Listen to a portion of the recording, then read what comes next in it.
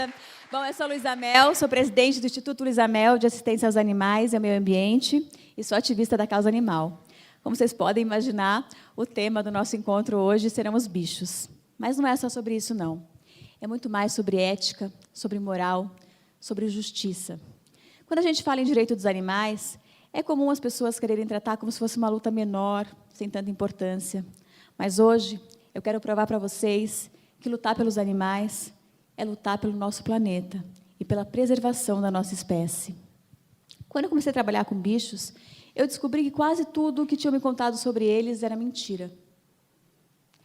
Descobri que toda a nossa relação com os animais e meio ambiente eram permeadas de meias-verdades, normalmente visando o interesse econômico de um pequeno grupo de pessoas.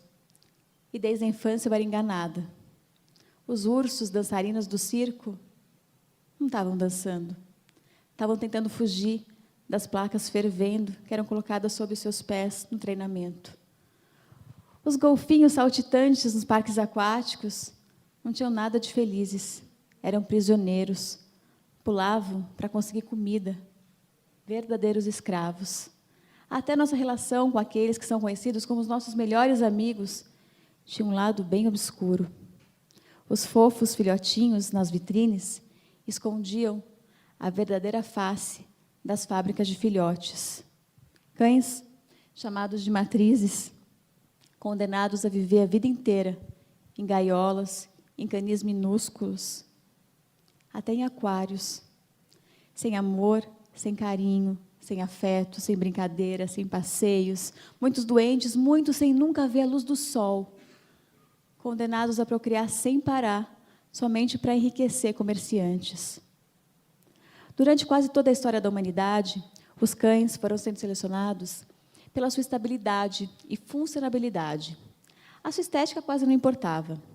No final do século XIX, nós tivemos uma grande mudança na sociedade e na criação de cães. Eles foram agrupados em raças independentes. Cada uma delas foi atribuído uma aparência ideal, um padrão pela associação de criadores. Só que essa ideia não deu muito certo para os cães, não. Porque os criadores procuram procriar não um cachorro perfeito, e sim o de aparência perfeita. Só que, muitas vezes, a aparência idealizada oculta uma saúde deteriorada. Muitas raças, hoje em dia, são praticamente caricaturas do que eram no passado. Cabeças muito grandes, patas muito pequenas. Muitas raças não conseguem mais acasalar sozinhas, precisam da ajuda de um humano. E os focinhos cada vez mais curtos? Só porque nós achamos bonitinhos, fomos deixando os focinhos de algumas raças cada vez mais curtos. Só que muitos cães não conseguem nem respirar, têm dificuldade de respirar durante toda a sua vida. Mesmo assim, continuam sendo vendidos, comercializados, só para o nosso gosto estético. Eu pergunto para vocês, isso é justo? Isso é moral? Isso é ético? Isso lá é maneira de tratar aqueles que são conhecidos como os nossos melhores amigos, nossos leais companheiros?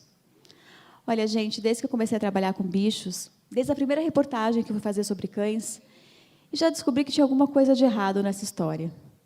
Era uma reportagem sobre os nossos melhores amigos, e quando eu dei por mim, eu estava no corredor da morte. Até hoje eu me lembro daquele corredor gelado. Até hoje eu me lembro daqueles olhares de desespero de quem foi condenado à morte pelo simples fato de ter nascido sem dono ou ter sido abandonado.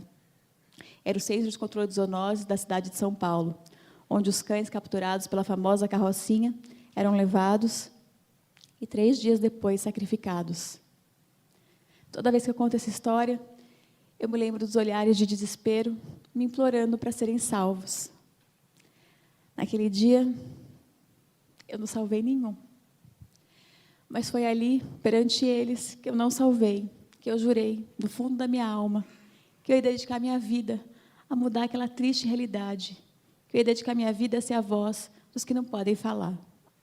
Em 2008, 6 anos depois, eu consegui, junto com o então governador José Serra, que uma lei fosse regulamentada, e hoje é proibida a eutanásia de cães e gatos sadios capturados pela carrocinha em todo o estado de São Paulo.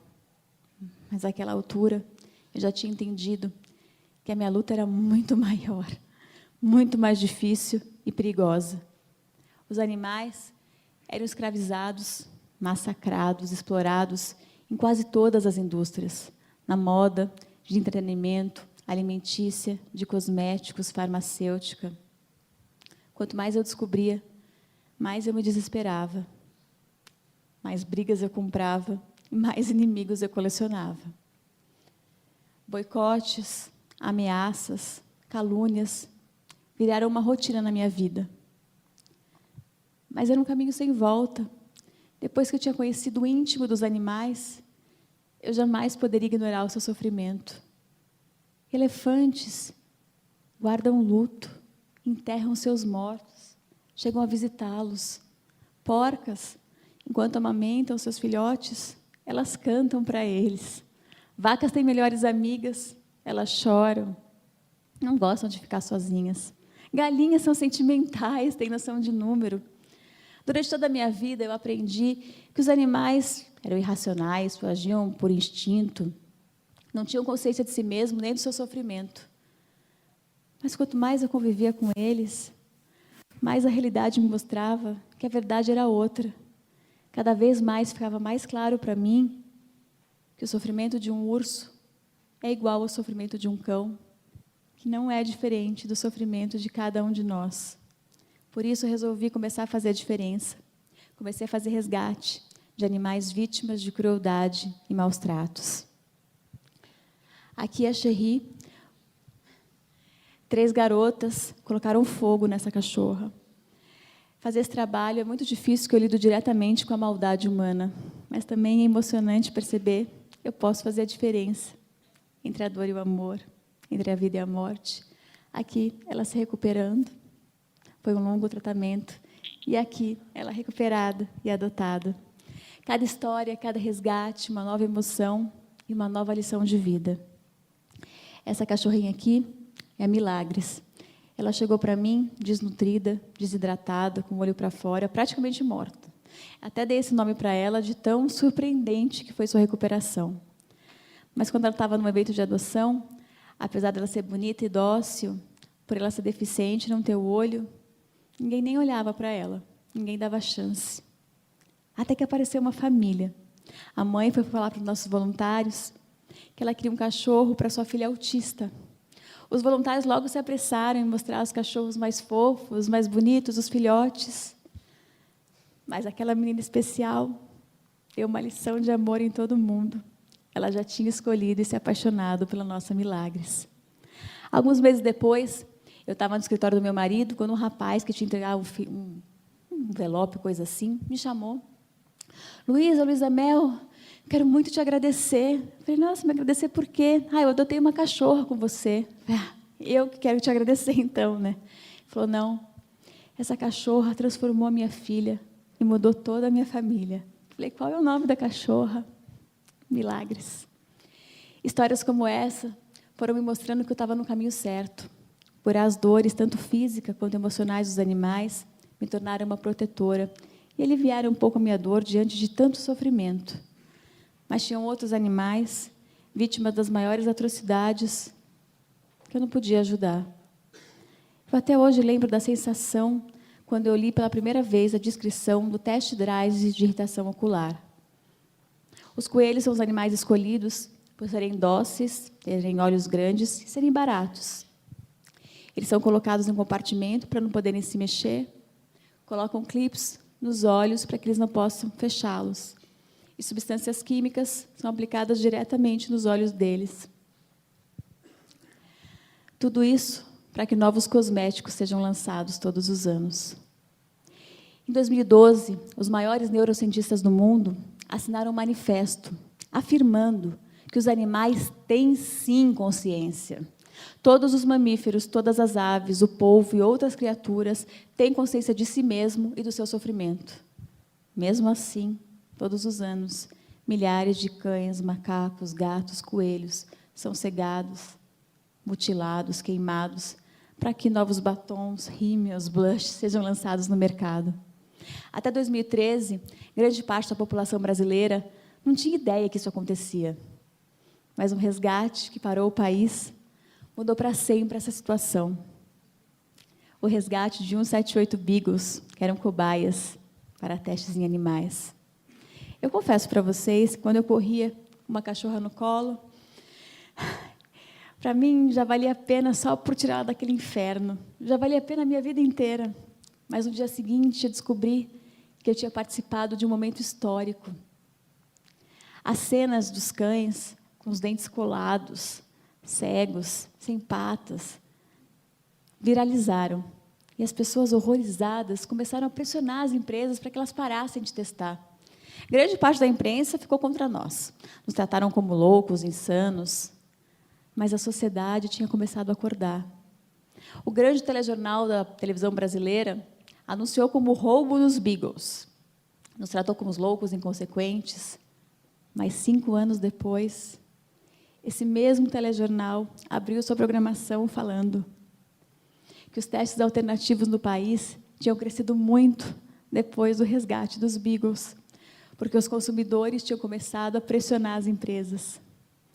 Naquele momento, eu entendi que, por mais difícil que pareça, é possível sim mudar o mundo. Naquele momento, eu entendi a força e a importância do ativismo. Ele é nosso meio para despertar as pessoas, para mostrar a verdade, mesmo quando ela contraria grandes interesses econômicos. Porque se a indústria de cosméticos já era poderosa, nada se compara ao poder da indústria alimentícia. As grandes corporações, para não perder seus lucros estratosféricos, fazem com que mentiras pareçam verdades absolutas. Eu cresci escutando que o peito de peru era extremamente saudável. Em 2015, a Organização Mundial de Saúde veio ao mundo afirmar que eles são tão cancerígenos quanto o cigarro, assim como todas as carnes embutidas. Mesmo assim, o peito de peru ainda é o lanche saudável de muitas escolas no Brasil e no mundo. Salsicha é muito comum em festas infantis, porque para a indústria não interessa nem nossa saúde, nem a saúde do planeta. Há pouco mais de 2 meses, a destruição da floresta amazônica foi tema do mundo inteiro. Artistas, celebridades, governos, cidadãos comuns, todos se manifestaram contra as queimadas que aconteciam por lá. Porque, como a Amazônia é muito importante no controle do clima, e o aquecimento global é uma realidade cada vez mais assustadora, não dava mais para adiar. Governos se reuniram, ofereceram cerca de 20 milhões de dólares para o Brasil para ajudar a salvar a Amazônia. Se eu contar para vocês que esses mesmos países que ofereceram 20 milhões de dólares para salvar a Amazônia dão todos os anos bilhões de dólares para as empresas que a destroem. Parece brincadeira, né? Parece mentira, mas não é. A maior e mais importante floresta tropical do planeta está sendo destruída por causa da pecuária. Nós, literalmente, estamos queimando a maior biodiversidade do planeta para fazer pasto para boi. Enquanto o mundo inteiro fica gritando, salvem a Amazônia está literalmente no prato de todo mundo. Até a soja e o milho que são plantados por lá são destinados a engordar animais de corte do mundo inteiro. Aliás, essa é uma outra verdade aterrorizante. Muita gente, quando eu falo que defendo animais, fala: ai, mas tanta gente passando fome e você preocupada com bicho? Quando a verdade é justamente o contrário. Mais de 50% dos grãos plantados no mundo são destinados a engordar os animais. Eles poderiam ser diretamente destinados às pessoas e acabaria com a fome no mundo. Em muitos países onde as crianças morrem de fome, os grãos plantados são destinados a engordar animais, que são mortos e depois são vendidos em restaurantes caros de países ricos. A indústria da carne não é só cruel com os animais, é com as pessoas e a grande ameaça ao planeta. A pecuária gera mais gases do efeito estufa do que todos os meios de transporte juntos. Ela é o principal motor de destruição da floresta, a principal causa da extinção em massa das espécies, de erosão do solo, das zonas mortas do oceano. É a principal consumidora e poluidora de água. Os 51 bilhões de animais que nós assassinamos, exterminamos todos os anos, podem acabar nos exterminando. Mas muita gente não sabe disso, porque o nosso país tem outro recorde. Também é o país que mais assassina ativistas ambientais no mundo. Por isso, a minha palestra hoje nada mais é do que um grito de socorro. Um grito de socorro dos animais que sofrem, sim, e que são massacrados diariamente pela humanidade. Um grito de socorro dos ativistas, dos índios que estão sendo assassinados tentando salvar nossa floresta. Um grito de socorro do nosso planeta, que adoece e está à beira de entrar em um colapso. E um grito de alerta e uma convocação de um exército da paz. Só a união de todos os povos, de todas as nações, pode deter a destruição do planeta. É uma batalha diária de cada um de nós, em cada escolha, em cada decisão, em cada refeição. Vocês podem escolher entre a vida e a morte, entre a dor e o amor, entre a destruição e a salvação. Conto com vocês. Muito obrigada.